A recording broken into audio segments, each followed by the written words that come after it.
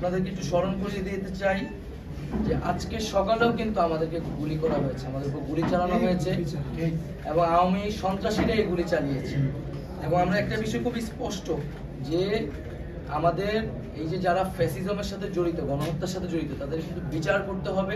কিন্তু এই বিচারটি কোনো ধরনের আমরা নিজেরাই বিচার মানে আইন হাতে তুলে নিব না। তো সকলের প্রতি আহ্বান থাকবে যে একটা প্রক্রিয়া অনুসরণ করে তাদেরকে আমরা দ্রুত বিচারের আওতায় আনবো। কেউ নিজেই বিচার করতে যাতে আমরা না বসি।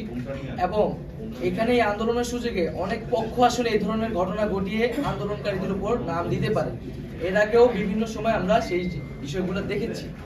তো আমরা আমাদের জায়গা থেকে অবশ্যই রাজপথে থাকবো এবং আমাদের সারা দেশের সমন্বয়কারীদের আমরা এই আহ্বান বার্তা পৌঁছে দিব যাতে তারা প্রত্যেকের জীবনের নিরাপত্তা, জানমাল এবং রাষ্ট্রীয় সম্পদকে যাতে রক্ষা করতে সচেষ্ট হয়।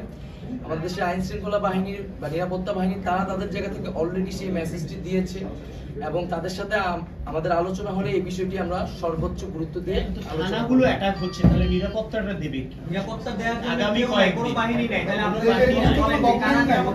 আপনাদের আহ্বানটা কি হবে? আপনারা তো সব জায়গায় পাহারা দিতে পারবেন না, এটা আপনাদের কাজও না, এর জন্য তো বাহিনী আছে।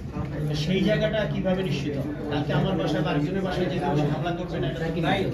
জি প্লিজ। আমাদের সারা দেশে আপনারা কিন্তু জানেন যে সারা দেশের সকল জায়গায় আমাদের আসলে সমন্বয় কমিটি রয়েছে এবং অনেকগুলো কমিটি ইন্টারনালি রয়েছে, হয়তো এক্সটার্নালি আমরা প্রকাশ করি।